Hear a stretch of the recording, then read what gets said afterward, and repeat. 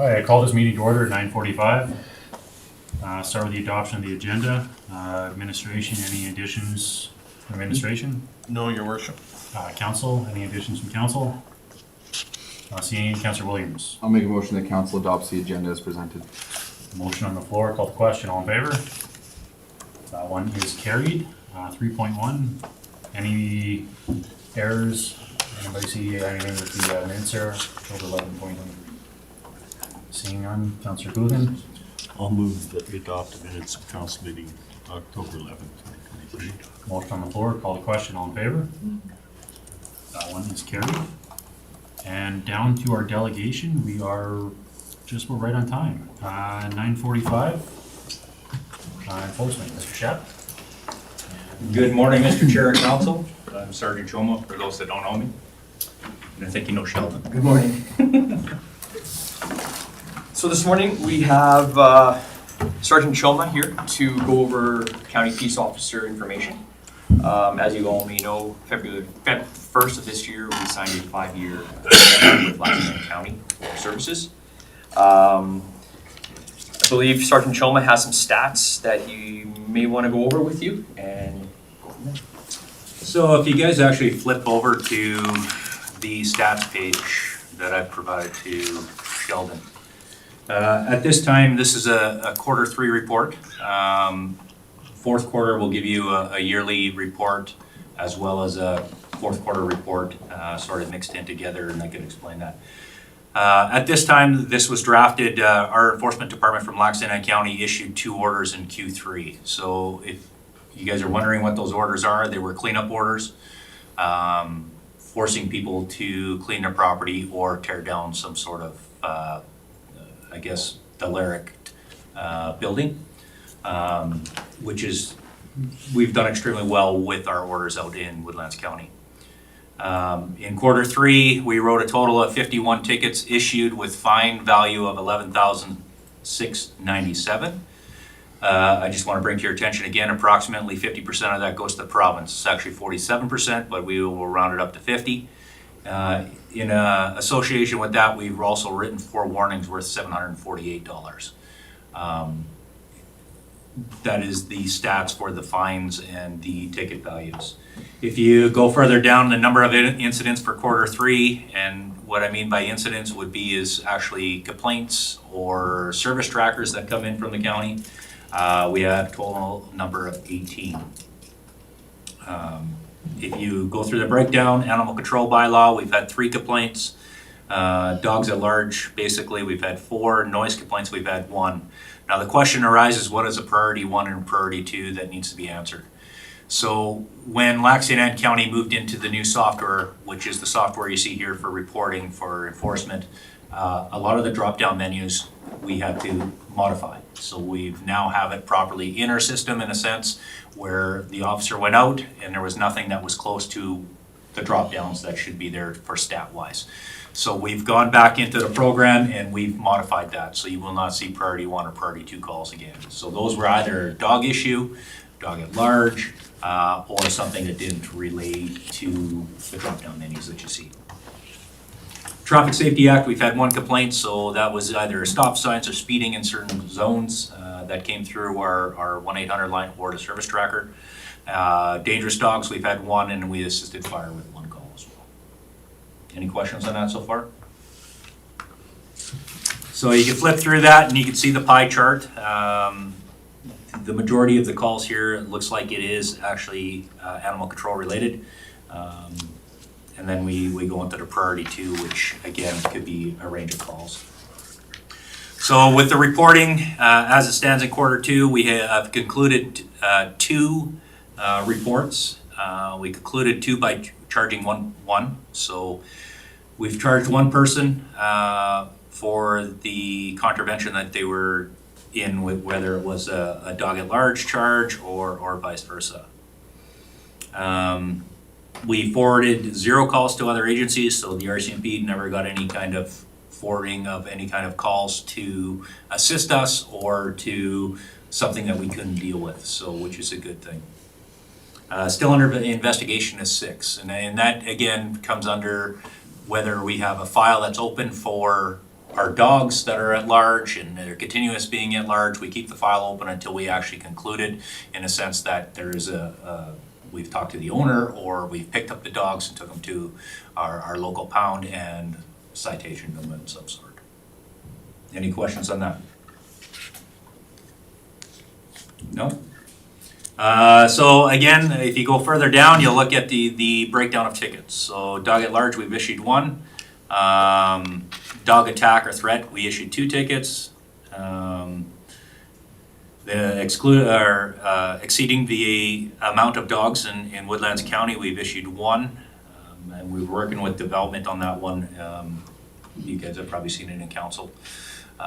These people have moved from Lac-Saint-Anne County and have a breeding facility. We were well aware they were moving here, so it was kind of nice that we could find them and get a grip on this immediately. If you guys can go down if you have any questions. I won't go through them all. But again, exceeding speed limit is 34 citations were given for exceeding the speed limit. And then you guys could sweep through. So a total of 55 charges in Q3. Lac-Saint-Anne County has started, it's not on here, but Lac-Saint-Anne County has started a pilot project for Q4. The service area here, I mean, I've had my guys start early in the mornings to deal with the speeders going to the sawmill and so forth. Nothing has been found at this time, so he's actually focused on the transport trucks as well as the speeders coming in and out of the plant itself. But the pilot project is that I would like to see more warnings and tickets issued, so more stops made if possible. It's pretty tough in the county here because you're so far extended and there's only so much pavement where a lot of traffic goes. East Mountain Road, you know, stuff like that. But if you have any questions, I'm here to answer them. By all means, fire away. Okay, Councilor Wilhelm. Through the chair, with regards to unsightly properties, like what is the enforcement on that? Like I do have residents that have asked about a couple unsightly properties, and I wasn't totally certain on how to deal with that complaint like with regards to you guys. So I'll walk you through the process. I mean, an unsightly property, I mean, if a complaint comes in, our officers will investigate it. Once it's investigated, of course, a file is generated. If a cleanup is needed or any kind of work on a property or so forth is needed, we then issue an order. So the order will state it's under 546 and 545 of the Municipal Government Act. So 545 is actually the unsightly order. 546 would be the dangerous property order. So there's 2 different orders, 2 different appeal times, and length of time that we could correct the problem. Most commonly is a 545, which we issue an order for 545, give it a reasonable time, which is usually 30 days to comply with their order. The ratepayer then has 14 days to appeal it, and that's why you have your enforcement review board that we generated here a couple of years ago. That enforcement review board then, if it is appealed by written notice, you guys will then make a decision whether we were fair enough and time-wise, and grant your decision at that point. So when it comes to stuff like that, if when the order is not appealed, 30 days come up, if the property hasn't been looked at or touched or cleaned up and the officer thinks that we don't need to extend the time because they're not doing anything, and then we'll move forward with getting contractors or quotes. 3 quotes comes out, and then we get the property rectified through the county. And then, of course, with the Municipal Government Act, it allows us to put it back onto their tax rolls, so it doesn't fall back onto all your ratepayers in Woodlands County. If it is a structure and we walk on the property and the property owner says, get off my property, you can't be here, we take the next step by sending it to the lawyers to draft up a court order. Now, a court order could take anywhere from 4 to 6 weeks, so that gives them 4 to 6 weeks to rectify the problem, get in front of the courts. If they don't get in front of the courts usually grant us permission to access the property and clean it up on our behalf. So this process can take a while. It all depends, you know, on your ratepayer, if we approach them and issue the order. And the reason why we issue an order right away is because then they know we're serious. If we don't issue orders right away, they just, nothing's gonna be done, right? So we'll issue an order to rectify the problem. We try to strive for voluntary compliance. So when the property owner starts doing things and we see some sort of an improvement, we will grant them an extension if needed. So we're trying to work with them as much as we possibly can instead of penalizing them. The economy, again, is tough out there, so we try to work with them. If there is no working involved or no one's willing to put in the effort, then we go forward with their order.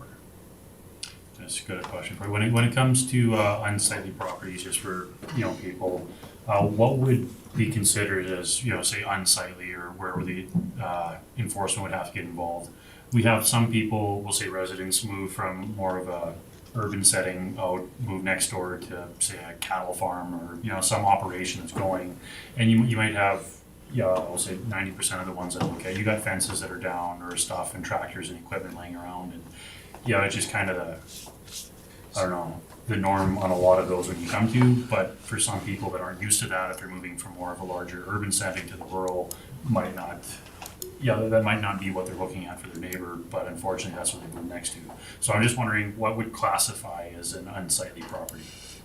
Mr. Chair, I'd be happy to answer that question. Now, agriculture is a total different game with the land use bylaw, right? So, we got to be very careful because agriculture is very important, right? So the equipment or tractors or fences down, it's not, if they're on a quarter section, it's really not affecting the neighboring residents.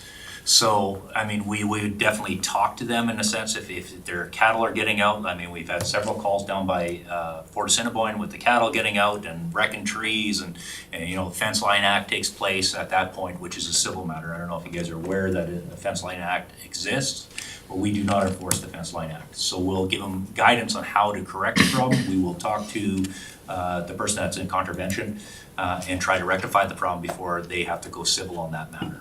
But for unsightly properties on that end, it's not a fence that's falling over. It's more for your subdivisions that, you have these beautiful residents in there, and then you have someone move in there and they stick up a pole shed and 5, 6, 7 RVs, the grass is not cut, there's garbage everywhere. That's when we'll step in those areas and issue orders. Thank you. I see Councilor Wilhelm and Councilor Gross.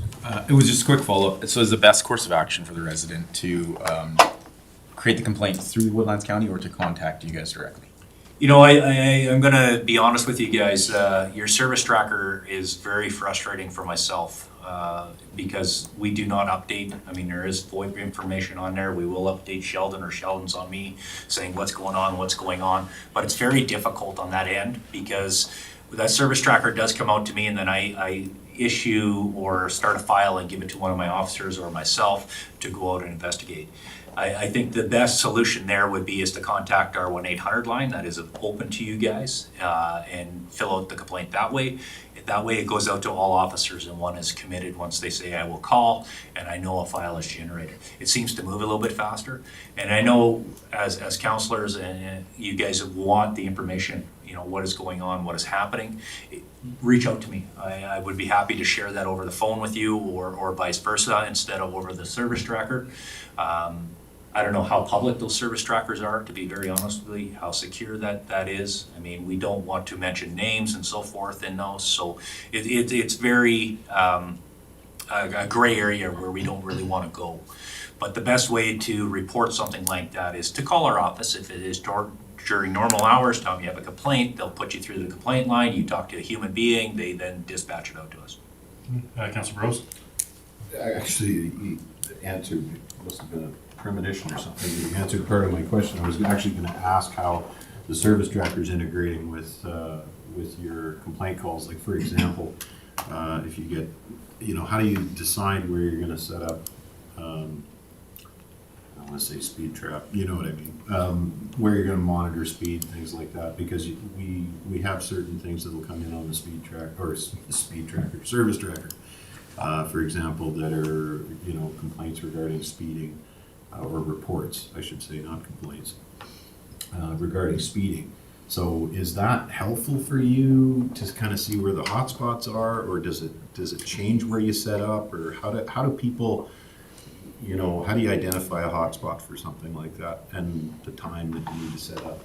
So the service trackers are helpful when it comes to complaints do come from you guys. There's no question about it, because then it's tracked through Sheldon and myself and so forth. But the general public or your ratepayers, I would like them to go through the 1-800 line and go through our office.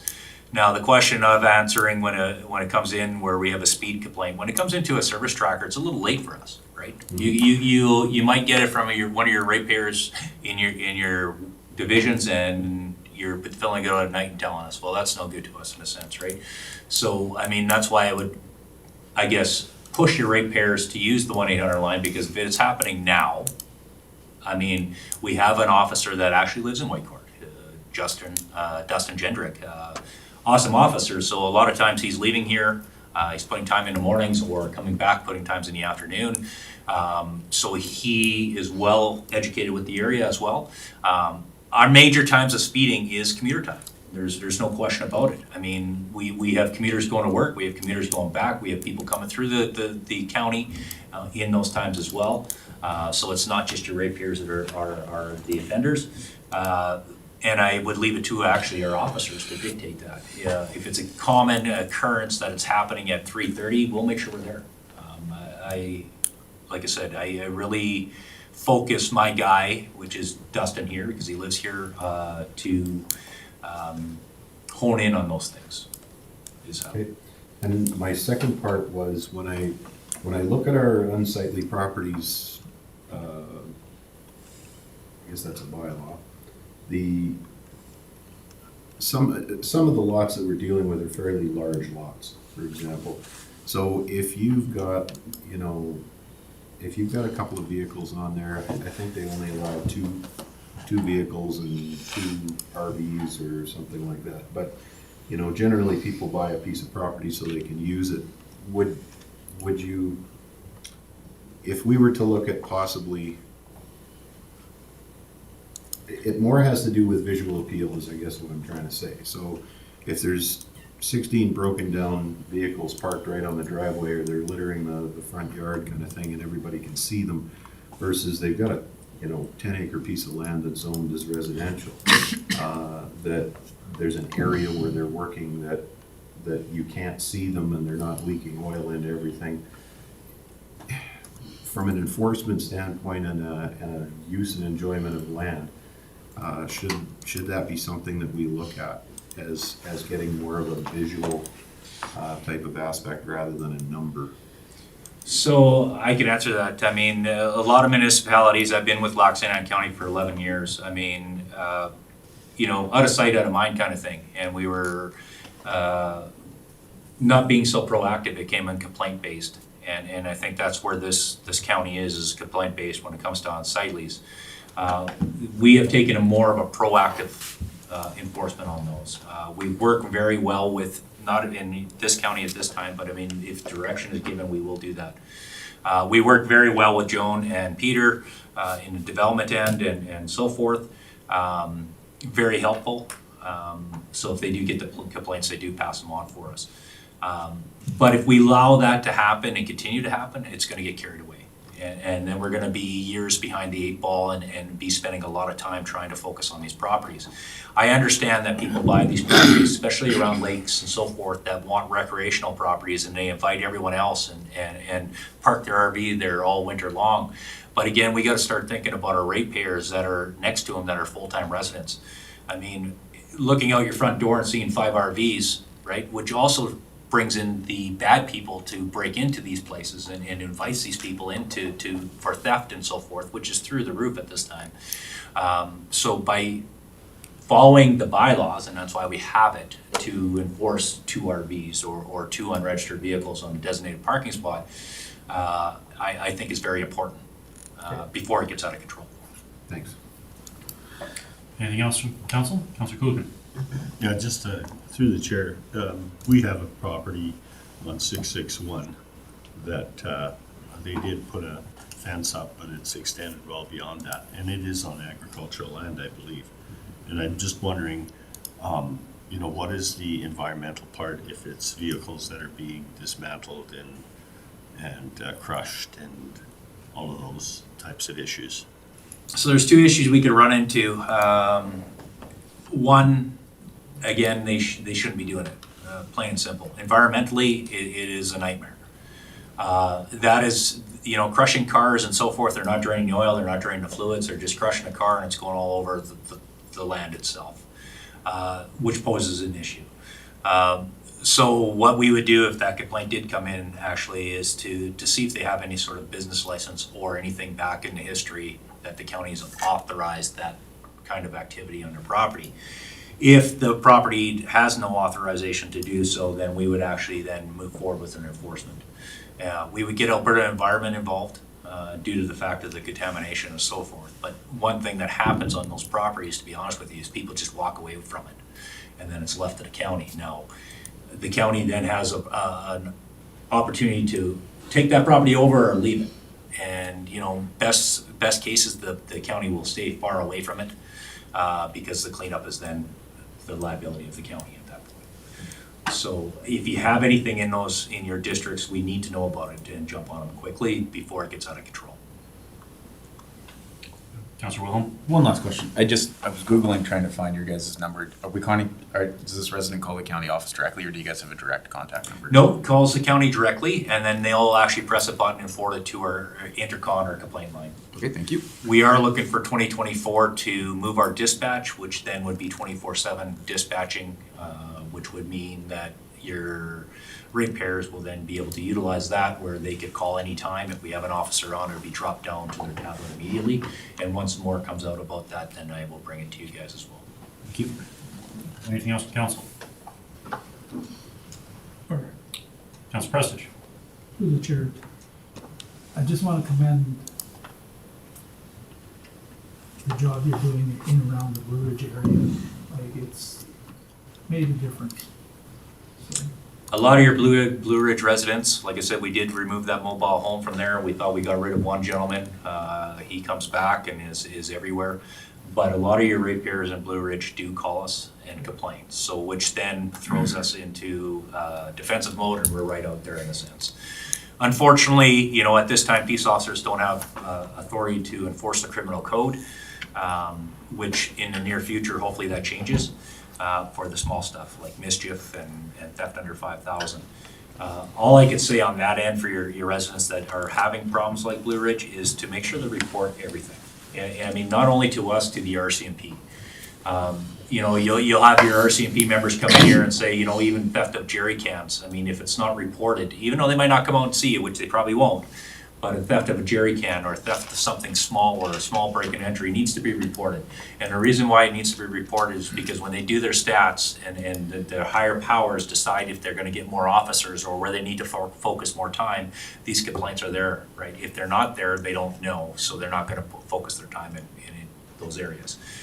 Blue Ridge is gonna be an ongoing battle here for the next while, and hopefully we can straighten it out and get rid of the people that are causing the majority of the problems there.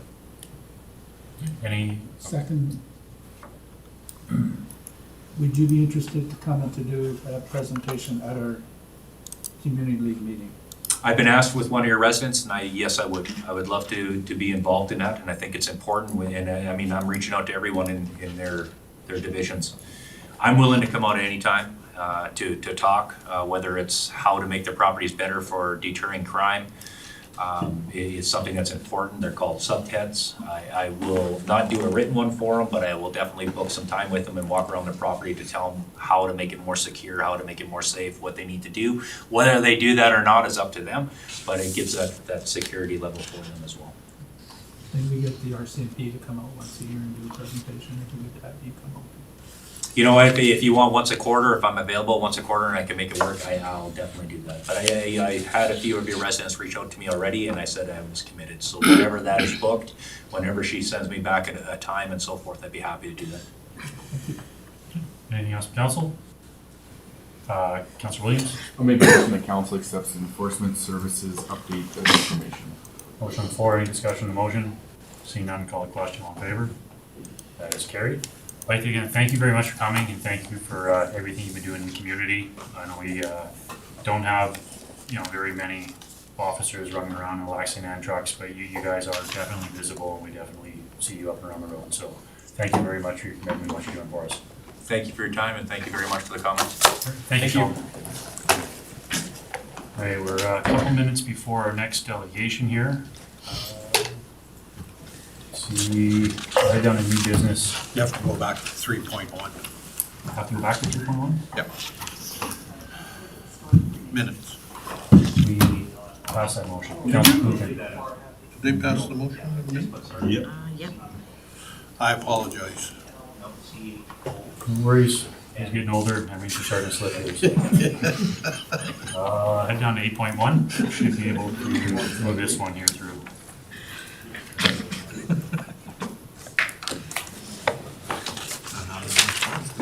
Good morning, Joan. Good morning, council.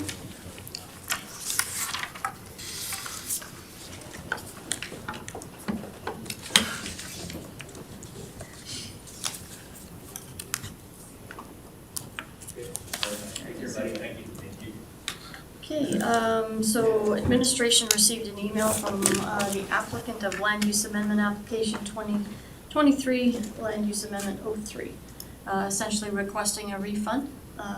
Council had just, at their October 11th meeting, passed an amending bylaw with respect to this particular parcel from agricultural 1 to country residential district. And the remainder of the parcel, of course, is Crown owned, so we were just dealing with the patented parcel.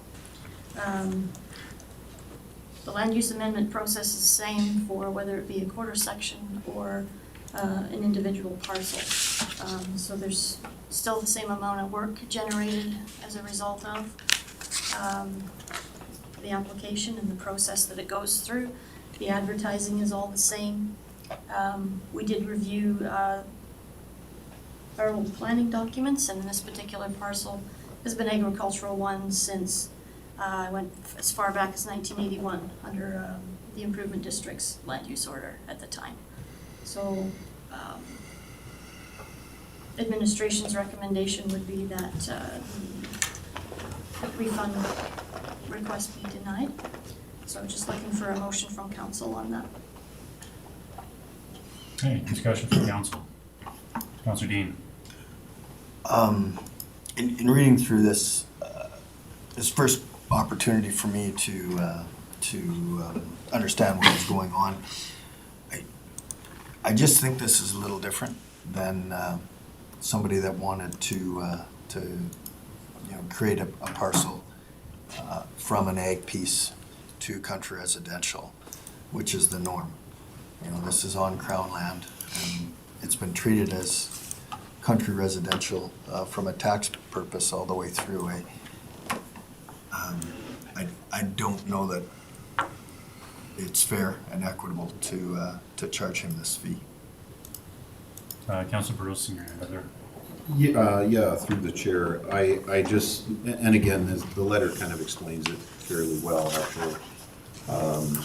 And to that end, I would ask administration, is there an opportunity for us to do either possibly a reduction or a partial refund or something along these ways, so that we are doing a little bit of cost recovery, but given the scenario here, I think it's a little bit outside the norm.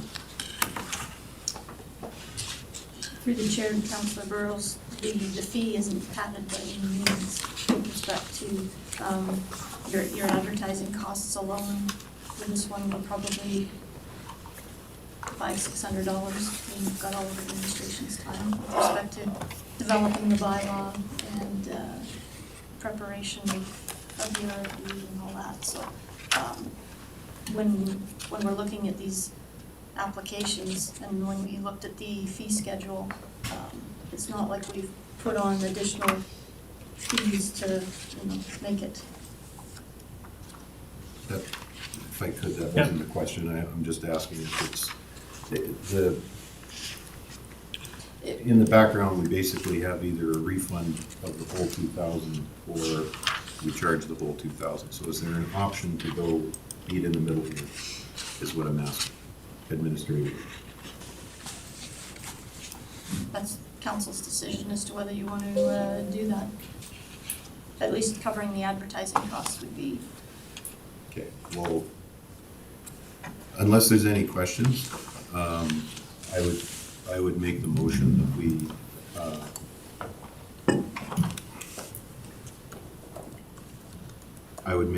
that we just do a 50% refund, and that would make it $1,000, which will cover at least the advertising costs and some of that. I don't want to get I think Councillor Dean is right in saying this is considerably outside of what the norm is in these situations, which is why we're here, so that would be the motion that I make, though, is that council endorse that. Okay, we have a motion on the floor to refund $1,000 out of the application fees. Any discussion on that motion? Seeing none, call the question, all in favor? And that's carried. We're at 10:15. We have another delegation with AERO. Are they?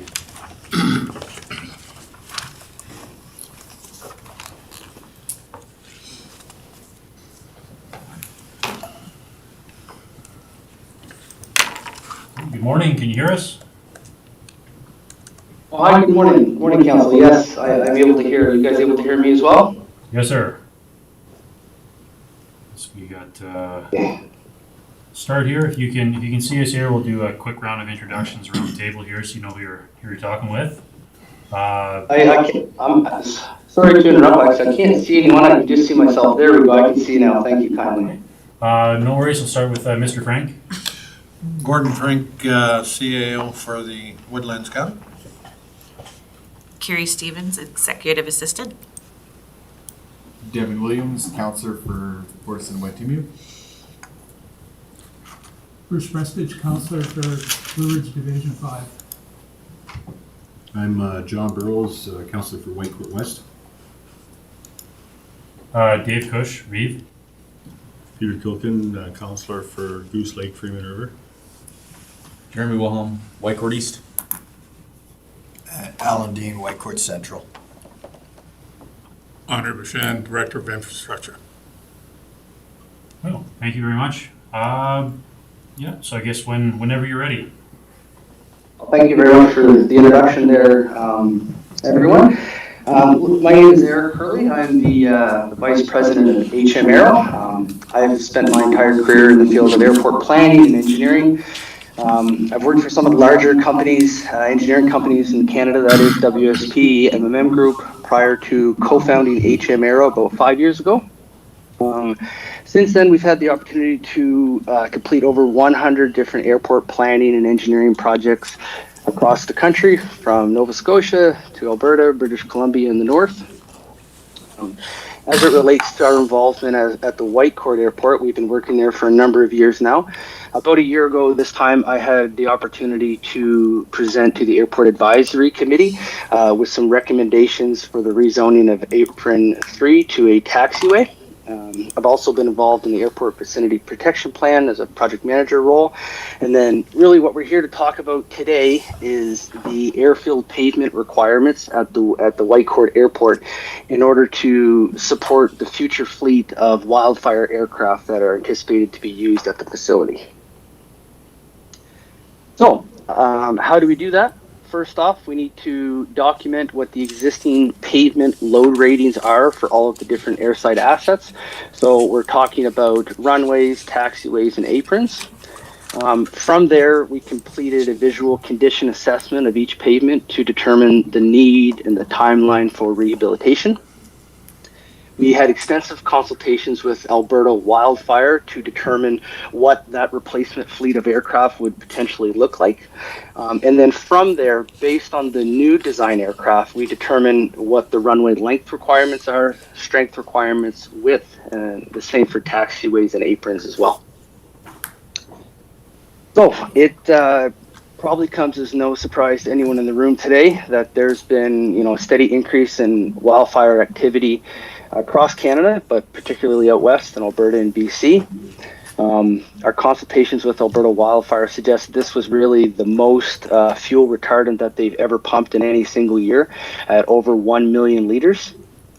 And as you can see from the chart we have here, movements have kind of steadily increased from around 318 back in 2018 to well over 1,250 movements, or well over 1,200 movements this last year. And I'll note that I believe this data only goes up till about the end of August as well. So obviously there's a lot of increasing activity at the wildfire base out there. We think that this would be a really good opportunity to potentially go after some provincial funding level programs in order to enhance and rehabilitate some of the existing pavements out there. So, the existing design aircraft for Alberta wildfire would be the Lockheed L-188 Electra. Certainly a very reliable aircraft. However, it is getting a little long in the tooth in the sense that it was developed in the 1950s. It has an aircraft load rating of 8.7, which means that any of the pavements that the aircraft were to operate on would require a pavement load rating of at least 8.7 or more in order to have unrestricted operations. From a TP312 aerodrome standards and recommended practices perspective, it falls into a category aircraft group number of 3 and has a capacity of 11,000 liters. Consultations with Alberta Wildfire do suggest that the replacement for this aircraft is going to be the de Havilland Dash 8 Q400 air tanker aircraft, currently operated by Conair Aero Firefighting. It's a similar Q400 aircraft that you may have flown if you've been on any regional routes with WestJet or Air Canada. It's been specifically engineered to have a cargo belly hold of about 10,000 liters for either water or fire retardant. They mostly use fire retardant at the wildfire base in Whitecourt, though, based on our consultations. In terms of a loading perspective, it is a little bit of a lighter aircraft compared to the Electra. Its aircraft load rating is 6.4. So again, which means any pavement that it operates on would have to have a pavement load rating of 6.4 or more in order to accommodate unrestricted operations. And then from TP312, it falls under the aircraft group number of 3A, which is the current certification status of the Whitecourt Airport. It is certified as an AGN 3A facility, which is great from that perspective. So now what I would like to do is just kind of take a high-level view and kind of walk through each of the different airfield pavements at the airport one by one, talk about their existing condition and any enhancements that need to be completed in order to accommodate that new design aircraft. So first off, the most critical asset, runway 1129. It's a the airport's only got the one runway, so this is certainly the most critical asset that the airport has. It was last rehabilitated about 10 years ago. Just for perspective, the typical life cycle of an asphalt pavement is generally between 10 and 15 years, depending on a number of factors. The good news is, from a length perspective, a width perspective, and a strength perspective, the runway can currently operate or can handle unrestricted operations of that Q400 air tanker aircraft. However, we did do a visual inspection on the runway facility, and as you can kind of tell from the aerial imagery here, there is a number of discrete transverse cracking here. You can kind of see that along the paving lanes or the longitudinal joints. There's also some cracking that's starting to occur there. And as such, for our recommendation being the most critical asset at the airport, we do recommend that the county attempt to rehabilitate the structure in the near term. There are a number of funding sources available to the county that we'll talk about probably near the end of the presentation. And this is just a small little graphic that I pulled from the FAA design manual. It just kind of explains that if you rehabilitate a pavement structure early enough in its life cycle before it completely falls apart, you can come up with a cost-effective rehabilitation strategy. And what I mean by that is chances are, with the condition it's currently in, we could do something like a mill and pave or an asphalt overlay, which would be a fraction of the cost if you were to compare to a full reconstruction. That would potentially have to happen if you waited, say 7 to 10 years to do the rehab. By that point in time, some of the base material and the sub-base material, I'm talking the granular material below the asphalt pavement itself, could start to decay, and then that could be a situation where you would need to fully reconstruct the runway, and that cost would balloon to well over $20 million. So our recommendation is in the short term that you begin applying for these funding programs, complete the engineering next year, potentially lobby some of the provincial government to fund some of the rehabilitation as well, and then ultimately attempt to rehabilitate the structure within the next 2 years. Timely. Next, we'll just talk a little bit about the taxiways. I grouped taxiway Alpha, Bravo, and Charlie into just the one slide because the recommendation ended up being the same for the three. So you've got taxiway Alpha here, which connects apron 2 to apron 1. The wildfire base operation is over here, so that's frequently used to access 1129 through taxiway Delta.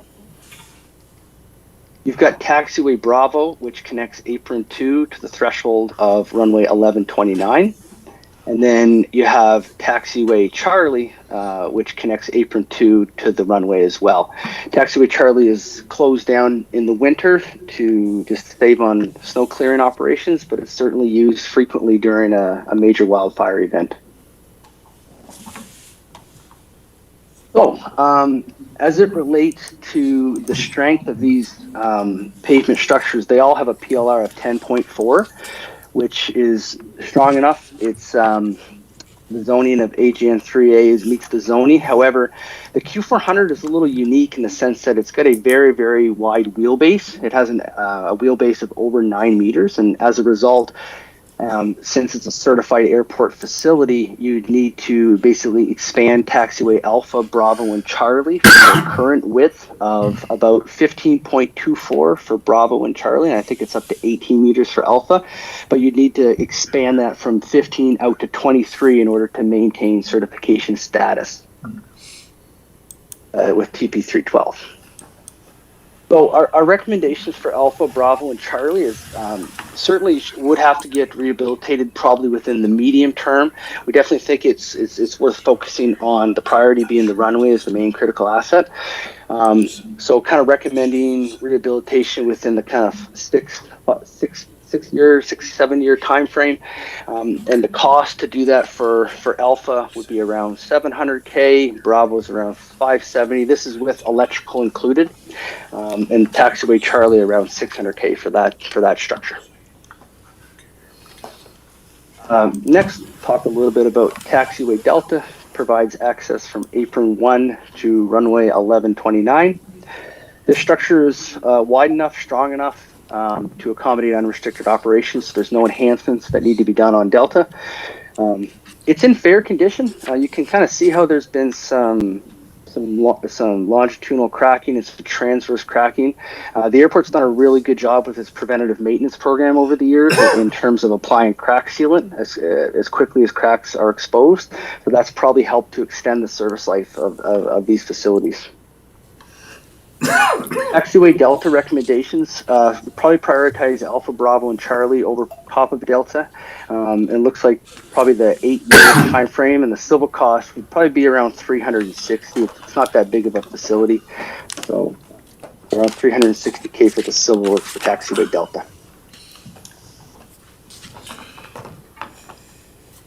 Next we'll talk about taxiway Echo. Taxiway Echo was originally constructed to accommodate light-duty general aviation aircraft. It was built on a number of phases. You got taxiway East here, which is kind of like the first portion as you exit apron 1. It's got a pavement load rating of 4.0, and then a pavement load rating of 6.0 for sort of the west portion of taxiway Echo. And when we first started this project, before we consulted with Alberta Wildfire, the first thought was, well, you'd probably want to extend taxiway Echo to the threshold of runway 11 for 2 reasons. Number one, during a major wildfire event, it would increase the capacity and the circulation of aircraft during a major wildfire event. So basically, if you were to extend it, you'd be able to park aircraft and have them lined up here, ready for a departure to the east, and you'd be able to just stack the aircraft there. So it'd be more aircraft, and they'd be able to operate quickly as opposed to what they have to do today, which is backtrack on the runway for an east departure, turn around, and then take off. However, we had consultations with a number of folks at Alberta Wildfire, and their feedback to us was, since there is a minimal amount of fixed wing traffic at the airport, that being airplanes that physically need to use runway 1129, they don't see extension of taxiway Echo as increasing their wildfire fighting capabilities at all. So basically, as a result of that, we're not going to recommend the extension of taxiway Echo. Certainly as part of the next airport master plan and every master plan, you'll want to continue to have consultations with Alberta Wildfire to see when the need would be to extend that facility to increase the firefighting capabilities, but we don't see that being required within the short or even in the medium term. And then the cost to upgrade sort of that east portion here, if you want to upgrade it to a 6.0, it would be around the $3.5 million mark, simply because that section of the taxiway was built with a very, very thin level of granular material, and we can't simply just put asphalt on to increase the pavement load rating. You need to physically remove a lot of the pavement and dig down to your subgrade design elevations and then basically reconstruct it. So that would be the cost for ECHO. As it relates to the aprons, apron 1 was last rehabilitated about 10 years ago.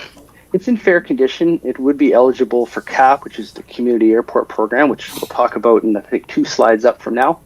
As you can see, there is a bit of discrete cracking, nothing crazy really. And again, like I said earlier, the airport's done a great job of crack sealing to extend the service life. So apron 2, this is over near the wildfire base, really broken up into 2 different portions. Got the asphalt portion to the north. It's just typical discrete cracking, and then the pavement, the concrete section rather, is in good condition, which was expected. Concrete aprons tend to last quite a bit longer than asphalt aprons.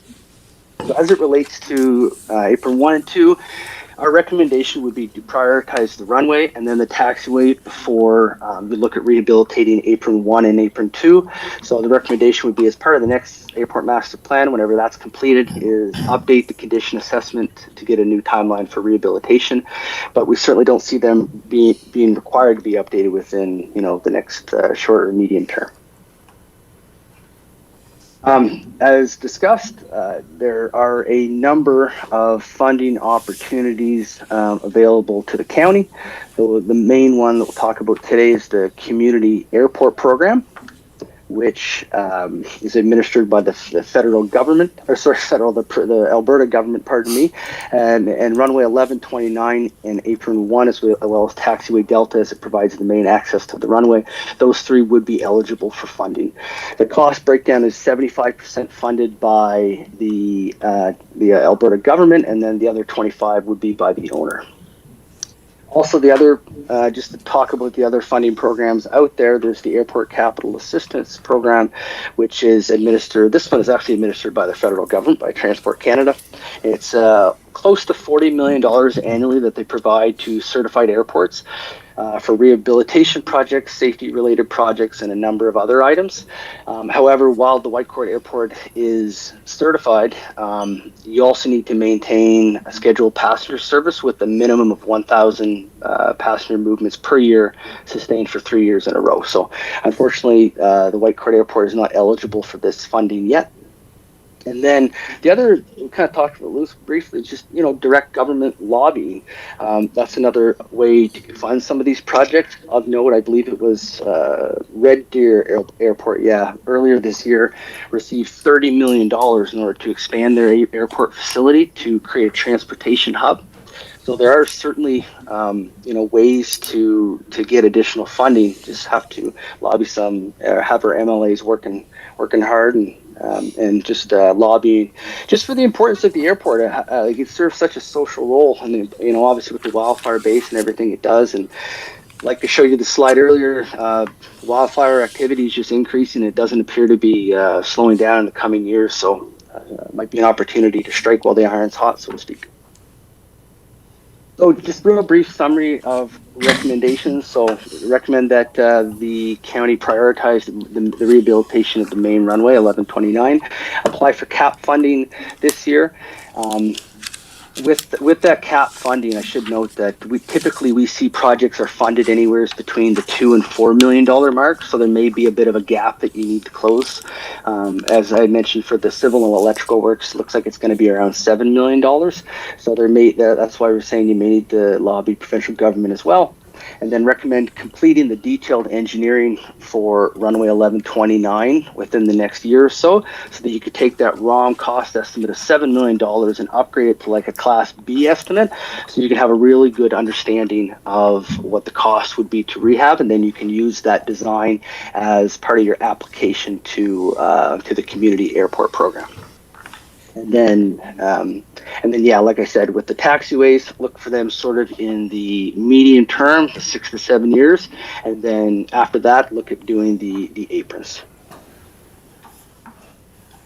With that, I can open up the floor to any questions anyone has. Okay, Councillor Dean. Through the chair to Eric, thanks for this presentation. It really gives a good overview of what type of rehab we need out there.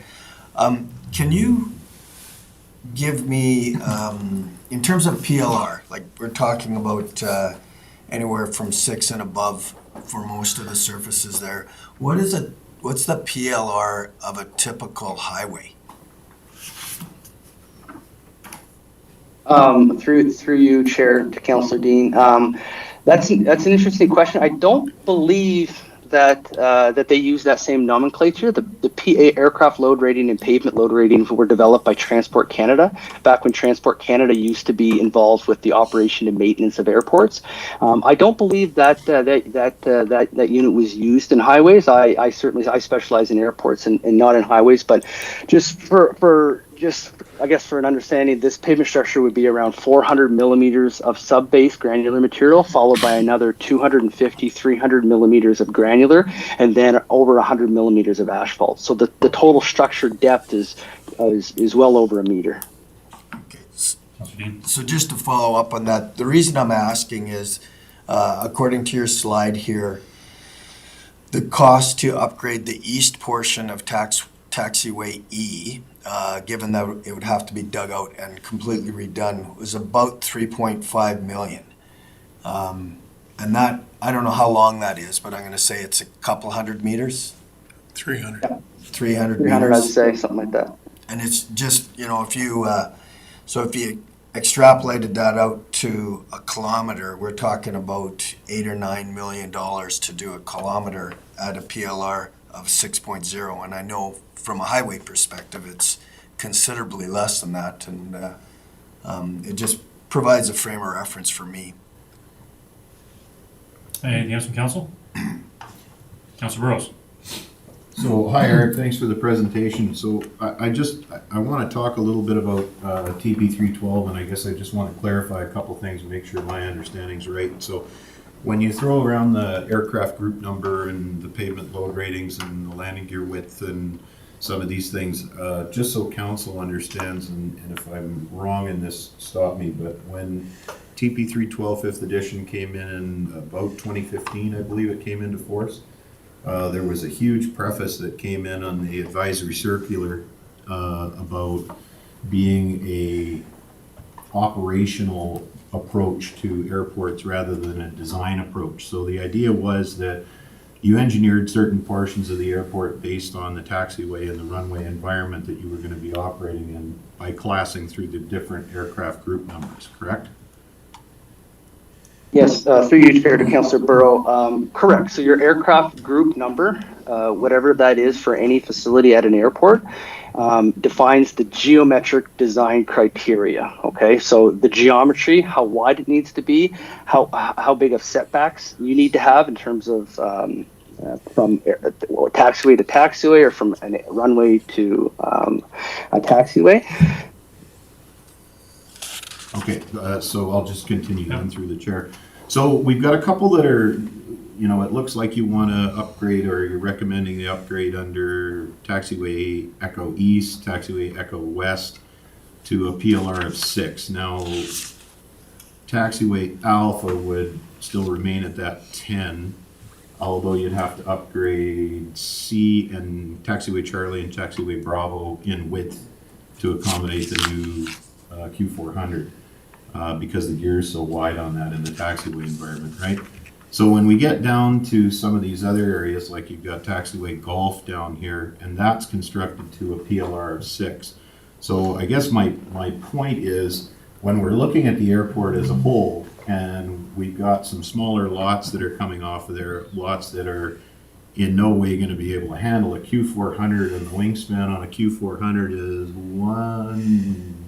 93.3 feet, 93 feet 3 inches, and a length overall of 107 feet 9 inches. So you've got areas like the little taxiway G and that other one that's not labeled. So did you have any recommendations on those? And I guess the idea is that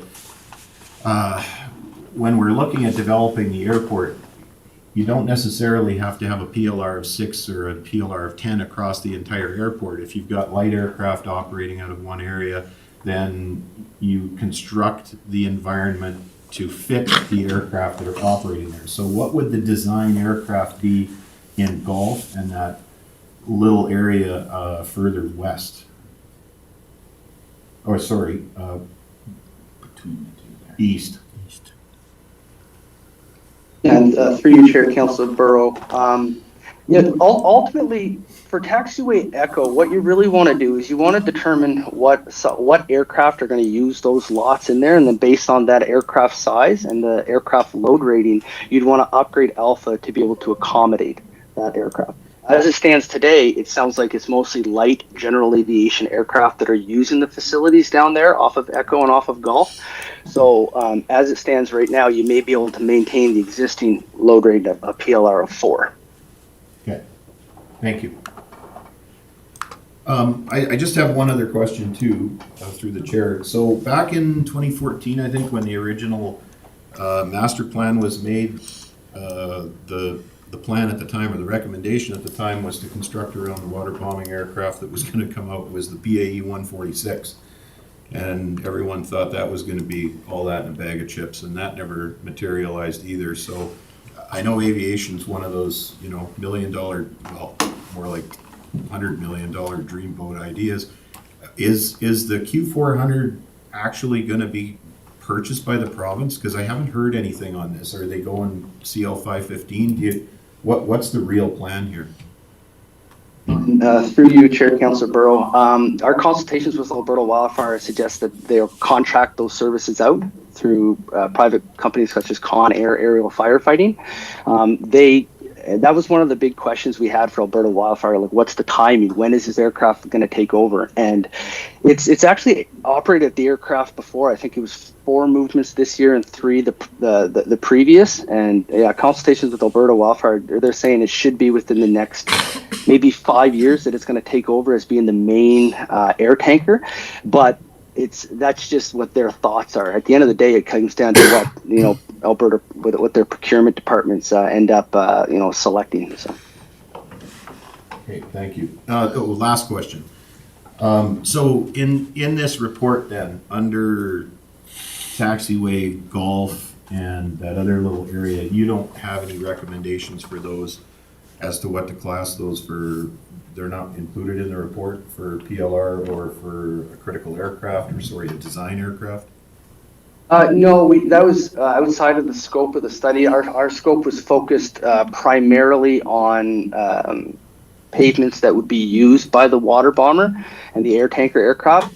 Since taxiway golf is really used as to support these development lots down there, there's really we didn't really see any requirement for an air tanker to use that facility. We did assess some of taxiway Echo because we had talked about the ultimate long-term extension to it, but we didn't include taxiway golf in that scope of work. Thank you. Mr. Bouchon. Through Chair to Eric, I believe Councilor Burrows was referring to taxiway F3, I think. You did some preliminary classifications on those in a previous report, maybe about a year ago, for Foxtrot A, B, and C. Yes, through you, Chair, to Andre. Correct. We did do some analysis of those lots. Those were treated very much as private taxiways. So private taxiways do not need to meet the requirements of TP 312 aerodrome standards and recommended practices. Councilor Wilhelm. Just a quick question. Where's taxiway F? I don't see it on here. They're not. It's not on here, but that's this one. Through here. You can see the cursor on the screen. Okay. Any other questions? Yeah. Bill? Oh, sorry, did I cut you off there? No, you didn't, Chair. No, I was just gonna mention real quick that those Fox, they were just outside of the scope of this study, just like I said, because we were just looking at the air tankers and the facilities that they use and operate at the airport. Any other discussion from council? I do have one for administration, given there's a deadline of November 30th for the cap funding. This is something we've currently started looking into.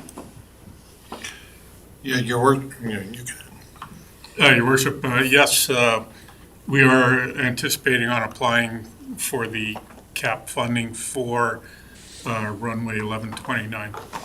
And we are proposing a budget for the engineering in 2024 with the works taking place in 2025. All right, Councillor Coolton.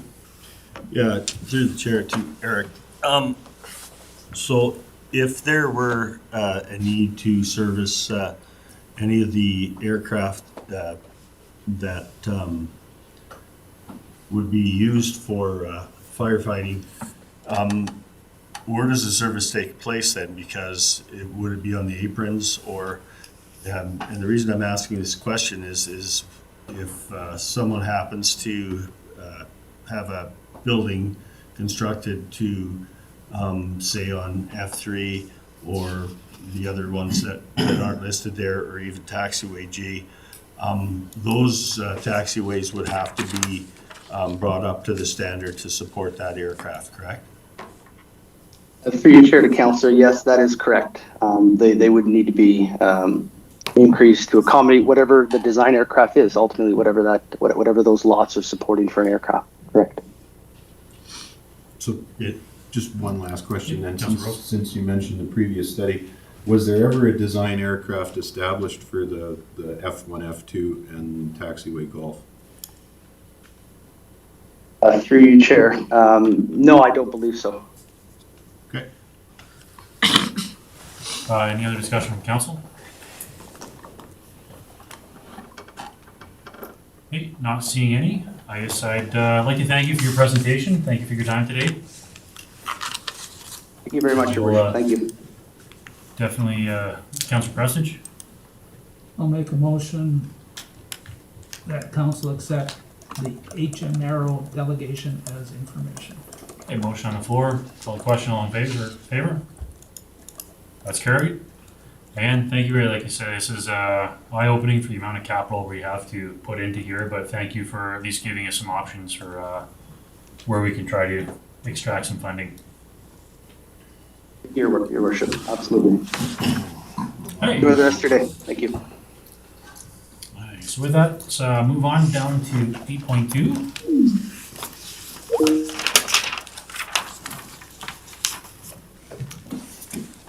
It's Joan again. Yes. I know this is only just to set a public hearing, but I have a pecuniary interest with this, so I'd just like to remove myself from the room for this. Okay, thank you very much. Councillor Williams is stepping out of the room for a minute.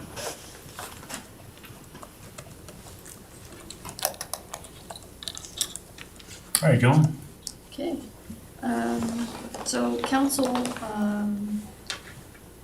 had reviewed development permit application 1560-2022 for a natural resource extraction development permit down in the Pride Valley area. Earlier this year, January 16th, 2023, a public hearing was held. Further, council reviewed the development application and made a few motions requesting, in particular, a traffic impact assessment, and at the time a socioeconomic study, which was subsequently, that motion was repealed and another one made just to have the applicant supply the traffic impact assessment. The developer has subsequently got that information to us, and as a result, the only other thing that administration is required to do would be prepare a request per a motion that had been made by Councillor Dean, cost analysis of the impact of the gravel truck traffic on the identified haul routes within the Pride Valley area structure plan. And those can be presented at the public hearing. So we do have the traffic impact assessment. Administration will be working on the other information requested. So we're wanting to establish a public hearing date per that motion that was made, the December meeting. Now, we have, I think, 2 meetings in December for council. So I'm gonna have to defer to Carrie as to what those dates are, as to what date council would December 6th. prefer it. December 6th. Let me just double check.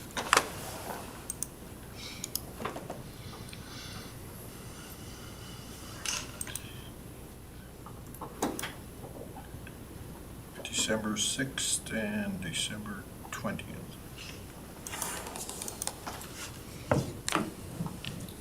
That's So what we I have got. December What do you got? 6th or December 20th. December 6th and 20th is MPC meetings. MPC also? Could be. And with your latest motion or at your org meeting, No, your you're correct. December 6th and 20th. December 6th meeting would be at 5 o'clock, and your December 20th is at 9:30.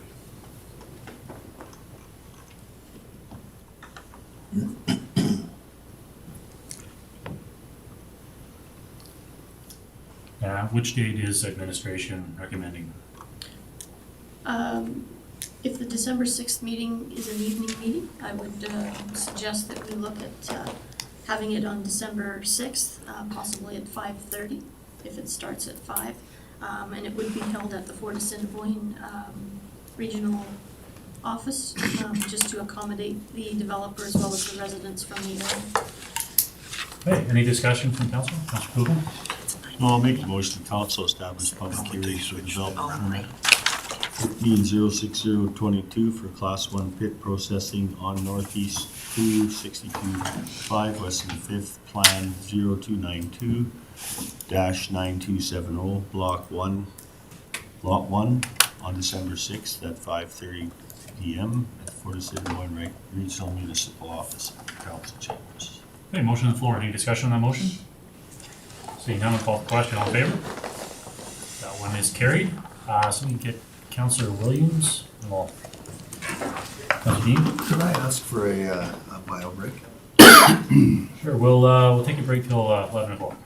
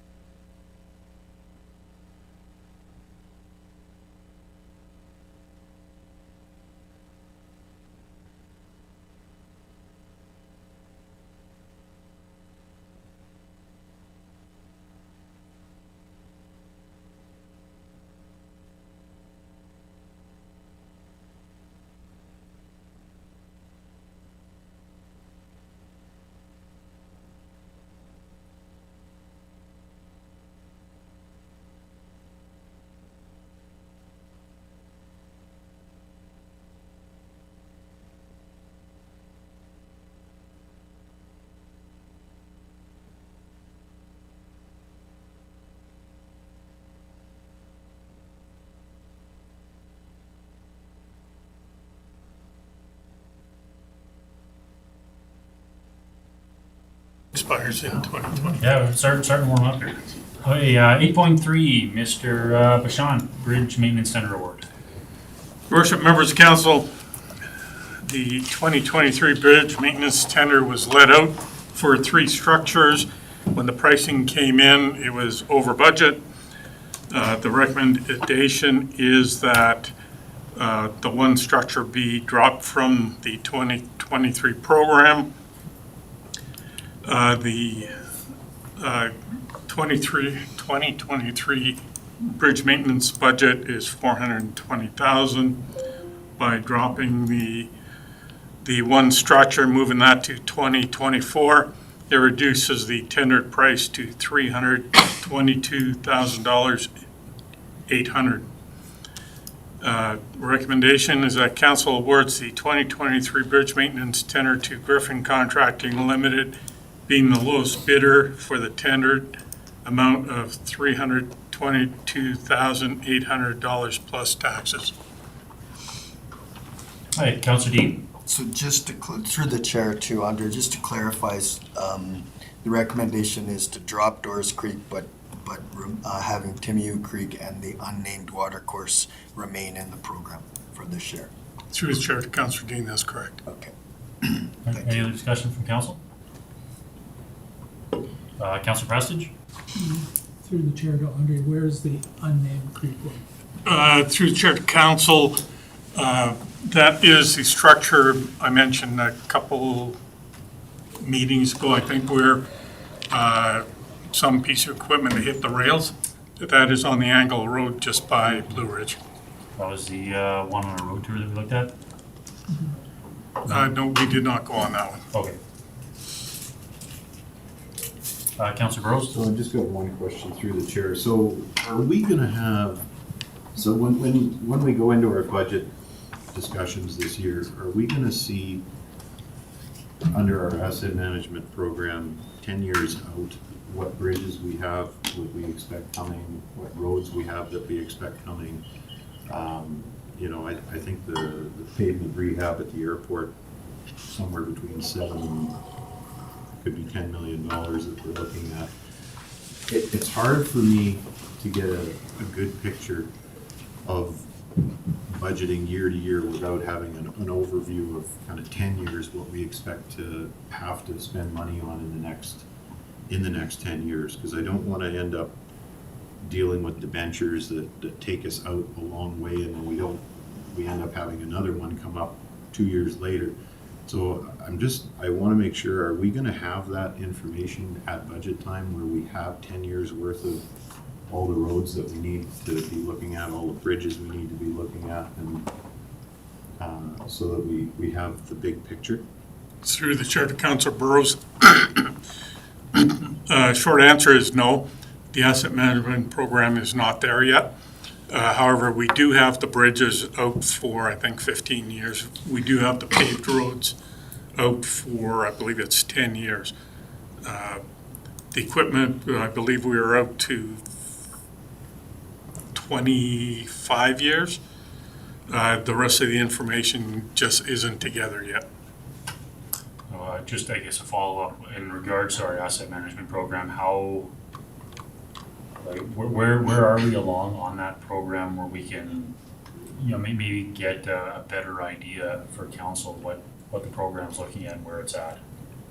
Through the chair to council, I'm not directly involved with the asset management, but from the interaction I'm having, I would say you're probably at least a year out before that program is together. Your worship, members of council, if I may, the individual that is responsible is on leave, and the individual that we have that is supporting that is still gathering information and putting it into our asset management system. So the evaluation, and that's the part I believe that Councilor Burrow really wants to get, is still being developed. And there are components of that we are using internally to look at doing maintenance on it, but for the actual capital stuff, there's still some work that needs to be done. Councillor Prestige? I think we're getting off topic here with asset management. We're dealing with a bridge contract. I think it'd be better if we did a notice of motion to bring the asset management to a GMP. And I'll make that motion. Notice a motion to move the asset management program to GMP on the floor. Any discussion on that? Seeing none, I'll call the question. All in favor? That's carried. And back to the bridge maintenance tender. Councillor Dean. If there's no other questions, I'm prepared to move that council awards the 2023 bridge maintenance tender to Griffin Contracting Limited, being the lowest bidder for the tendered amount of $322,800 plus taxes. Motion on the floor. Any discussion on the motion? Seeing none, I'll call the question. All in favor? And that's carried. 8.4, Council Ad Hoc Taxation Committee. Ms. Frank. Your worship, members of council,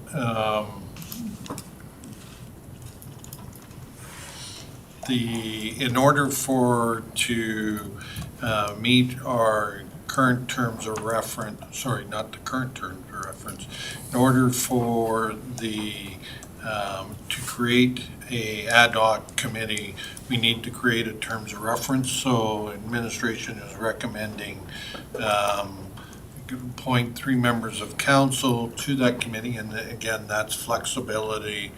So if council wants 2 members or 4 members or 5 members, that's entirely up to them. But to create that, to understand what exactly you want that committee to do, so then we would create a terms of reference, bring it back to council for approval, and then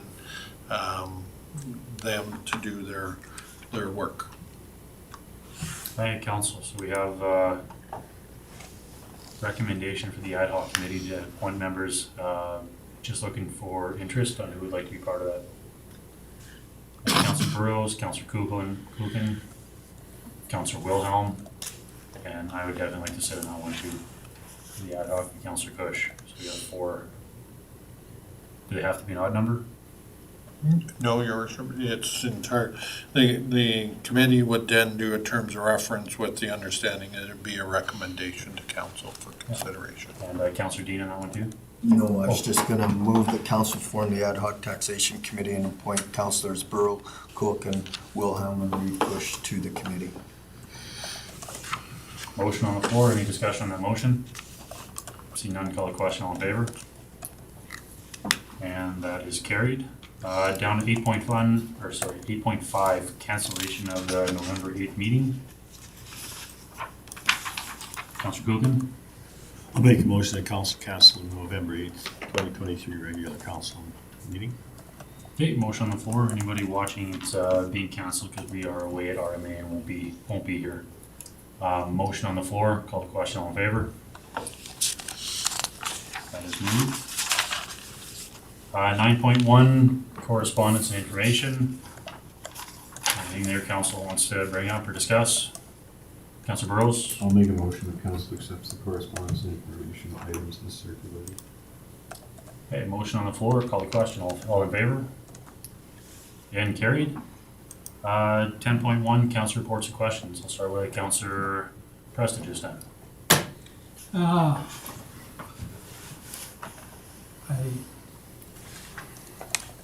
Where did I start? Our staff barbecues. I attended both the White Court and the Fort Assembly. Great turnout, done very well. And had an MPC meeting. And last Saturday night, I attended the White Court Fire Department Awards Banquet. That was very well done. It's very impressive when they do it. But talking with some of the people there, I think Woodlands County should be doing something similar for our fire department. and it's long overdue. Probably doesn't have to be to a big, as town of Whitecourt does, but we should be doing it. So with that, we could do it two ways. We can ask council or administration to come up with something, or I could do a notice of motion to bring it to a GNP meeting. Your worship, members of council, there's a cost associated with it, so I would suggest if that's, I know Counselor, Mr. Shep and I have had a discussion in regards to that, and he could put that item in the budget for future consideration, whether, right, because there is a cost associated. I do agree that with Councilor Presser, it is something we should be looking at in our budget considerations. Because I think it would be good to recognize our firefighters, be good for retention of our firefighters and recruitment of new firefighters. We will,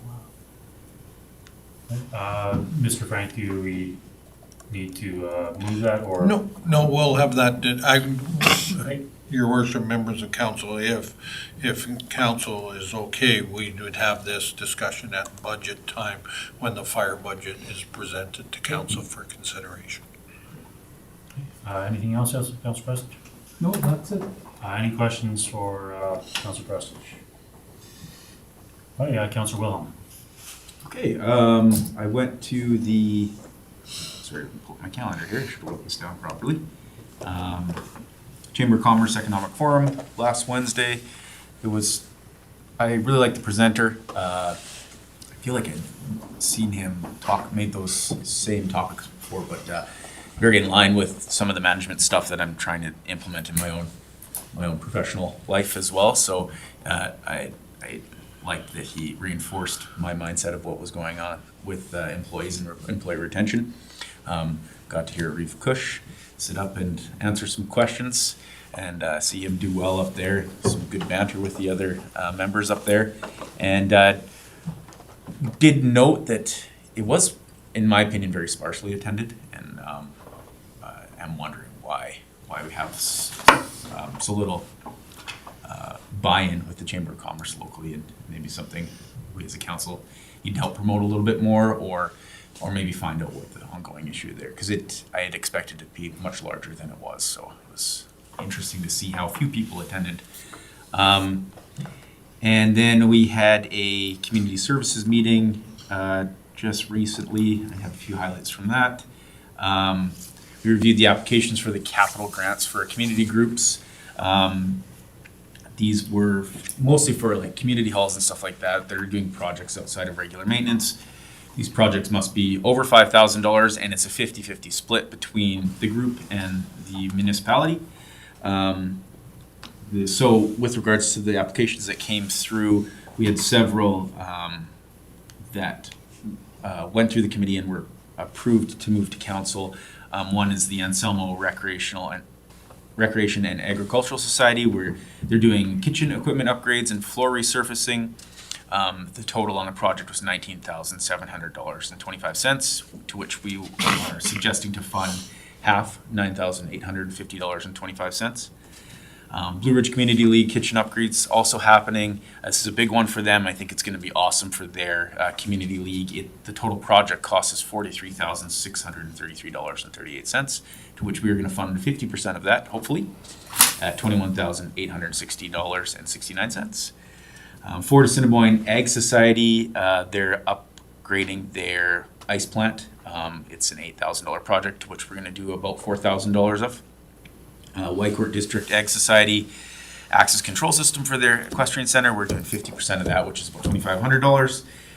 So our total projects that are happening with the community's services area is $77,000, to which we're hoping to fund $38,673.71 last year, which is way down from last year. Last year we funded $75,949. So it is maybe under-applied for, but still gonna provide some awesome funding to some great community groups. So other than that, that's all I have.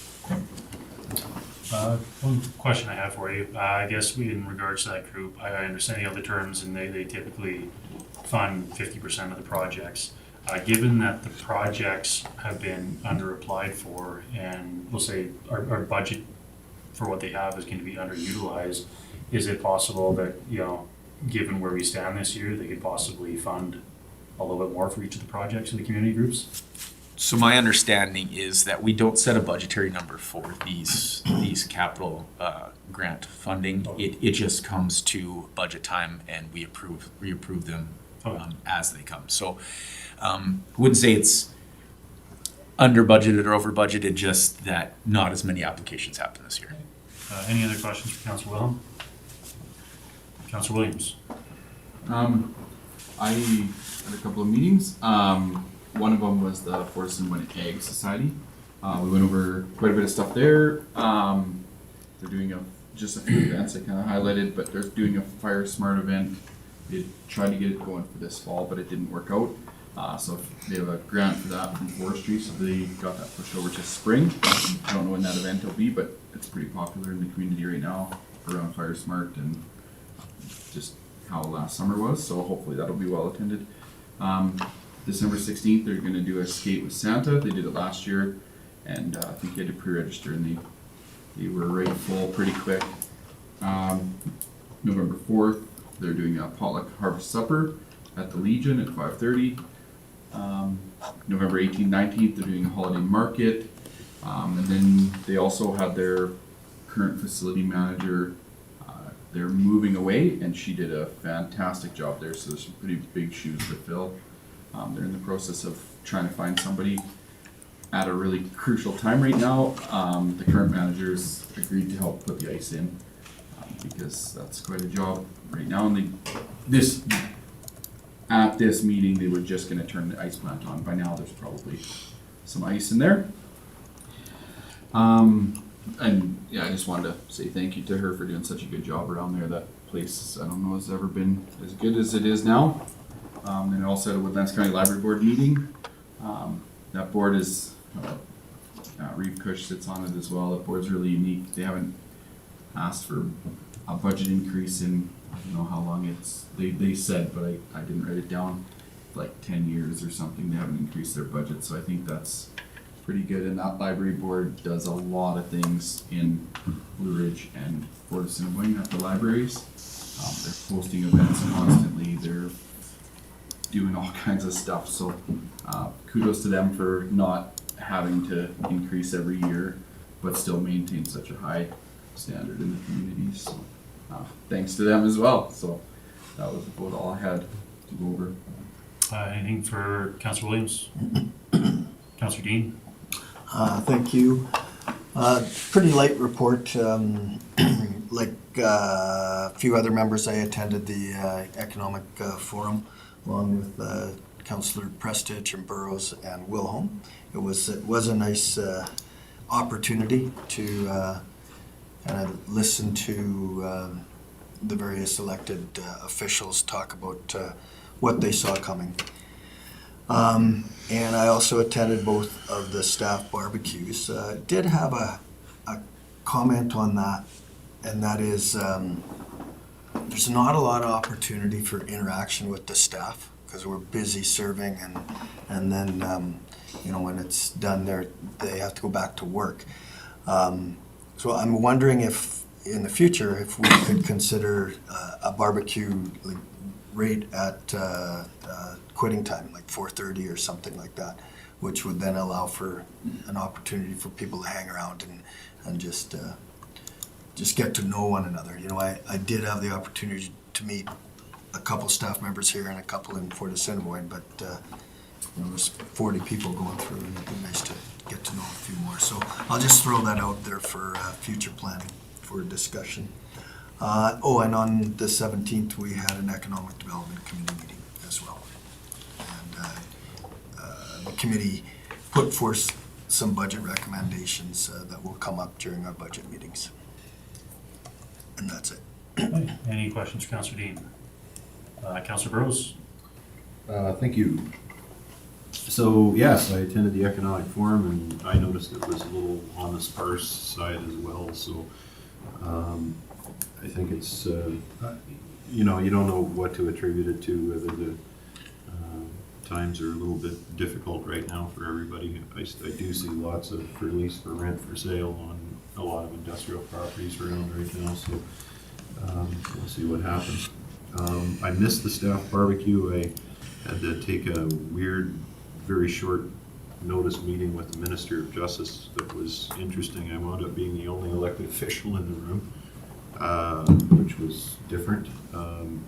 But we did get to talk a little bit, and although victim services is not part of their wheelhouse, I did get to put a plug in there because we had a couple of people in the room that were listening. So attended the MPC meeting last week. The other, and I'll give you some stuff that's coming through RMA as well that's kind of relevant to I think what we have going on. So one of the things that I've asked for is canoe procurement. You're familiar with them. They kind of deal with a lot of procurement with tires and stationery and equipment and all kinds of stuff, everything from airport to medical to all kinds of things. They're expanding tremendously. So one of the things that we've been wrestling with at the community leagues, and the comment around the ice plant replacement actually jogged my memory on making sure I included this in the report, but this issue around peak power and the increases that we've seen to power costs. So when you're operating at a rink, the way that the power is typically charged is whatever the highest draw that system will pull off the grid, they're charged based on that high draw. That's usually when their ice plants start. So there's a huge walk rotor amperage that needs to be dealt with and needs to be there. So there are what they call soft start and peak shedding technologies that are out there. And what I did was wrote a letter to Canoe to actually see if they could make a product package available for some of our, and this would work all Alberta, anyone that's got that peak load issue, where they can look at reducing that peak load, and if you can get that peak load down, then you're going to be charged at a different rate through your whole operation. So the reality is the small municipalities just don't have the technical expertise and the manpower to do the numbers. So hopefully I'll be able to report back on something about that, but I wanted to let you know at least it's in the works. The other thing I've been doing in my spare time is researching tax policy, and it's actually a really, really interesting journey around this particular thing. And I think that one of the observations that I've come up with is, and not everyone was on council when this assessment model review came in, but the oil and gas sector was so challenged under the current ability to generate revenue. They had a worthless asset was the problem. They're being taxed on this huge chunk of infrastructure that's above ground. We don't have flexibility in a subclass for it.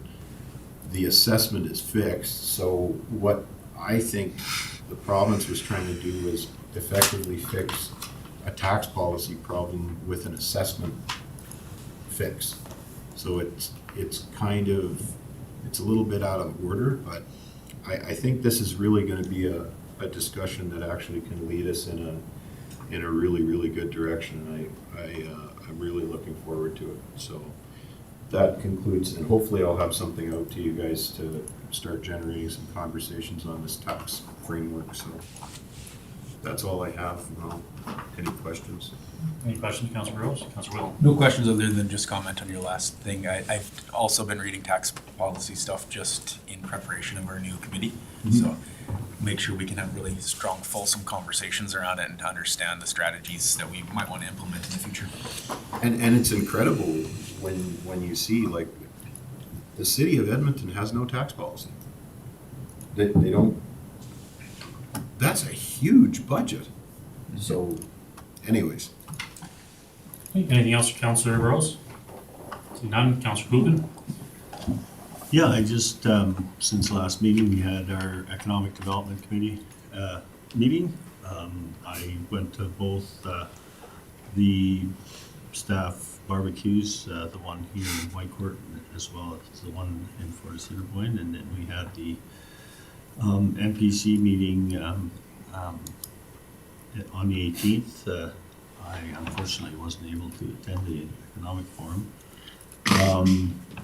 And just exactly the same thing with Mr. Burrows. I'm currently going through a university course on municipal tax assessment to understand it a little better, to kind of get prepared for some of the things that we are going to be facing and have a better understanding of what we should be doing and what we shouldn't be doing. And that is pretty much it for me. Questions for Councilor Coogan?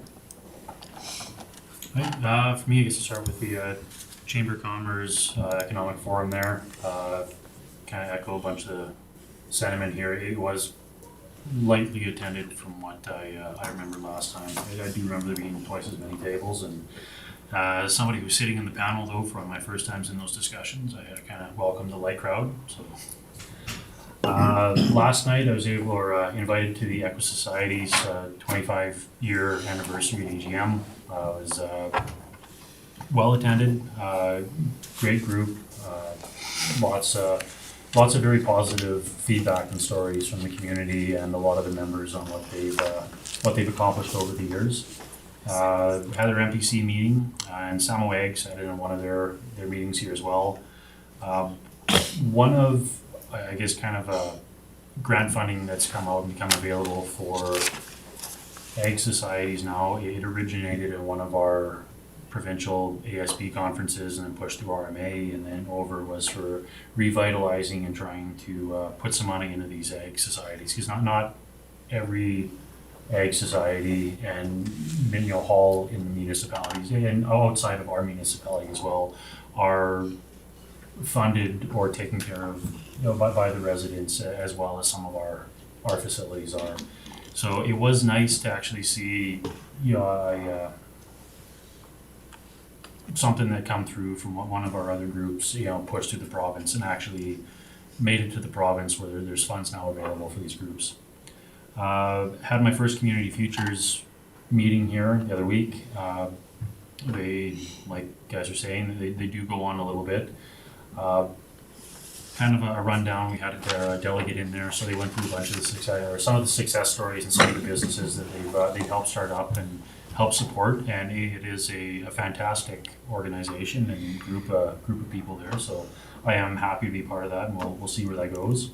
Managed to sit on the ECDev, or in the last ECDev committee meeting, just kind of see how it goes and see where they're at. I met some of the members, and then we had the barbecue. And again, I want to echo kind of what Councillor Dean said. I know there was some feedback from some of the staff about us not being able to kind of mingle, but it was hard to mingle when you're also trying to work the grill and get the food back and forth. So maybe for the next one, if we plan something or do something else, we'll try to look at what we can do to either prepare things sooner, and then we can sit and we can eat with everybody and maybe have those conversations and shake hands and move around the group. But with that being said, I would also like to thank the staff. Kind of part, I guess, I'll miss on my own part. Should have given at least a bit of a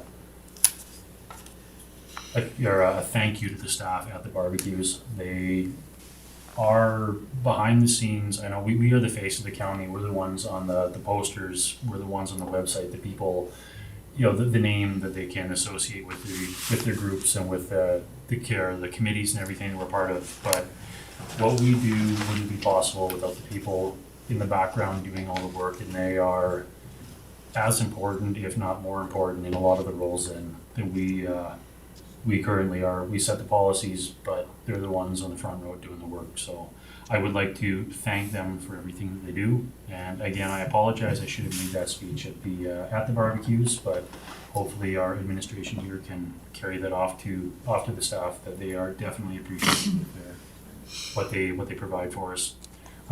Any questions for myself? Seeing none, by Councillor Wilhelm. Motion the council accepts council reports and questions as information. Motion on the floor, any discussion on that? So none, call the question, all in favor? And that's carried. 10.2, Mr. Frank, CAO report. Your worship, members of council, I'm gonna get to that, before we do this, while, Carrie is handing out the, budget meeting dates tentatively, we have to have a discussion that. At the convention, administration was working on a briefing for, the Honorable, Minister of Environment, Rebecca Schultz, I believe that's for the flood regulations that you want to have a chat with them. There's been a calendar populated for November 8th at 9:30 at the Ledge Building. So for those that can attend, and we'll have that briefing and we'll circulate it amongst council in an email. And then if there are anything that you want to add or take away in regards to that, Just we'll a have that. question. Why at the Ledge and not at, That's what she said. That's where she's prepared. So I gather she's got other meetings that day that she's not coming down to the convention. Yeah. As well as, we've arranged for, a debrief for the, legal settlement, with the lawyers at the convention on 1 PM to 3 PM, November 8th for that date. And we can change it if you believe that there's something on the agenda that you need to discuss, but we felt that was where you could squeeze that in. Budgets. Thank you for doing the doodle poll. This is all the information, and unfortunately, when you have 7 individuals, we had nowhere in that time that we were able to have everybody meet, but we did look at 5 or more, and those are the areas with the understanding that for example, Thursday afternoon, November 23rd, is the same as the evening we just picked, right? So, that evening. What we are suggesting for October 30th or November 2nd is a review of our capital requirements that we've put together and are in the process of finalizing here today, more than likely, and then the other 2 dates on going through operational budget, with the understanding that again, if need to be, that we'd have to schedule another meeting. Councilor Wilhelm? I just wanted to say, this Monday, the October, so my work schedule changed, so Monday evening, the 30th, I can attend, and also the 2nd if I need to. So I marked this no on there. And then as well, Thursday, the 23rd and the 27th, I had another schedule change, so I'm available for both those dates. As long as they're in the evenings, I can typically move stuff around. I can do the 23rd as well. Okay, so the 23rd, we are now locked in. We got one, okay? And I'm available on the 2nd as well. So the second, Thursday next week, we can do that. Is that 5 or 6? Sorry. Yeah, the 2nd, 6 would be better for me, but the evening of the 30th, I cannot now, but. When you say you're on shift, you couldn't call in that night, eh? I could call in, that's, like you're talking 2nd? Yeah. I can make that one, like if it's in the evening, I can make that one. But the 30th, I can't do that evening, So it looks but I like could call into that one. the 2nd and the 23rd probably work best, where Devin calls in on the 2nd and everyone's available on the 23rd. Looks like it, yeah. So, Pretty sure I can be here on the second. so capital on the 2nd of November. Council, what time would you like to start? Would you like supper at 5:30, start at 6? I can make that. Sounds good to me. Just checking with the rest of council for November 2nd, 5:30 dinner, start at 6. Does that work? Councilor Burrows? Yes, I'm just double checking. to see Yeah, if I see you look at changed. your calendar, so I was just checking.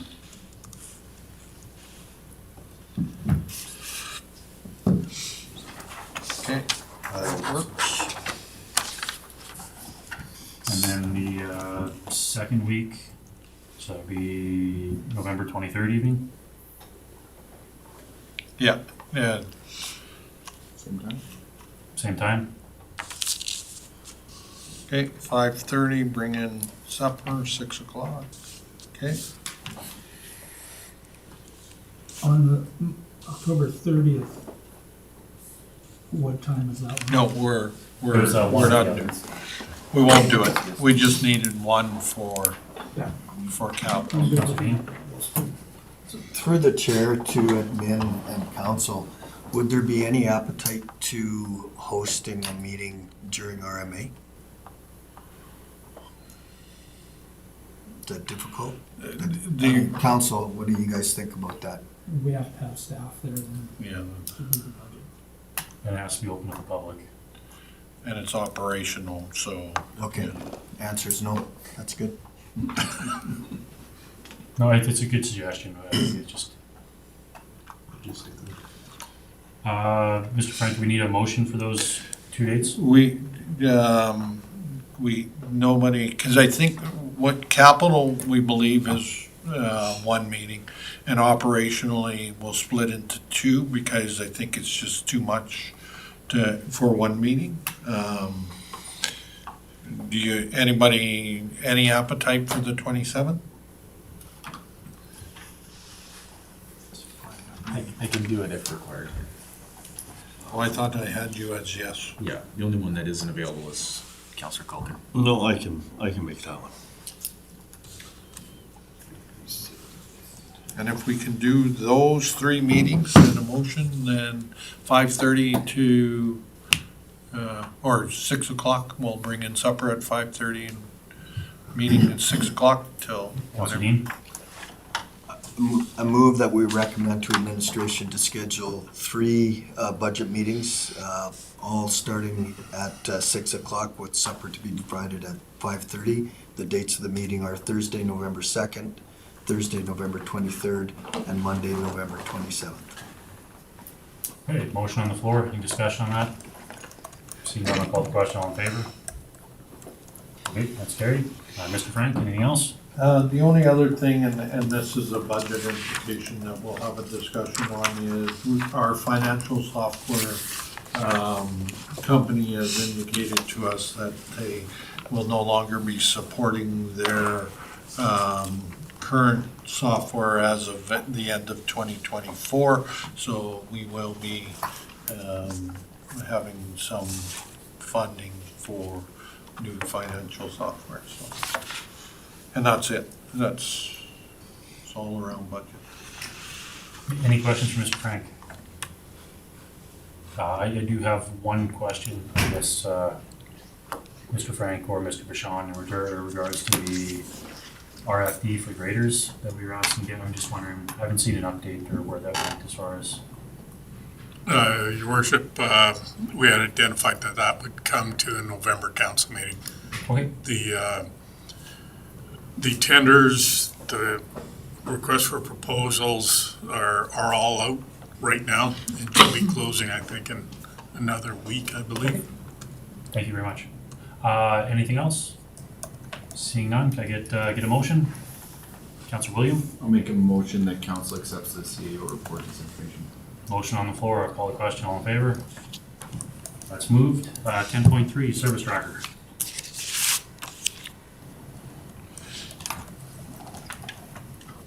Worship and Council, attached is the monthly service tracker report for September. Not too different from the report from last year. a little lower with 54 as opposed to last year we had 60.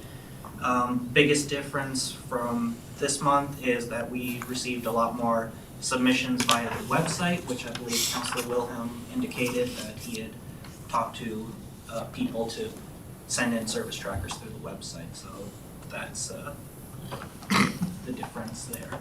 But aside from that, it's a lot of grading and washboarding requests. Hey, any discussion from council? Councillor Wilhelm? I mean, I want to highlight, we have 30 requests, which basically outmatches everybody else on here put together. Outmatches. Yeah. I guess it's not a competition. Those roads up yourself. It's not a competition, but You're winning. But I'm winning. And I can tell by the amount of phone calls I've been getting. I just want, I mean, I think this is, as we continue to work through the service tracker and see that grading and washboarding is typically a huge percentage of what's happening, complaints from the residents. As we come into budget time, I think it's just important to remember we might need to look at the budgeting for road maintenance and our infrastructure works and maybe put a renewed focus on that kind of stuff coming into the 2024 budget and moving forward. As I've said many times, the roads are the things people look at every day, drive on them every day. It's the first thing they touch when they leave their house and the last thing before they get home. And it can ruin a person's day when they have to deal with that. So let's just keep that in mind as we move to budget time. Any other discussion from council? Seeing none, can I get a motion? Councillor Williams? I'll make a motion that council accepts the service tracker September 2023 report as information. Okay, motion on the floor. Any discussion? Seeing none, call the question. All in favor? One is carried. Brings us down to committee of the whole. Somebody want to, Councillor Wilhelm? I'll motion that we enter committee of the whole under FOIP, section 17 and 19. All right, motion on the floor. Call the question. All in favor? And it's carried. Your worship, members of council, you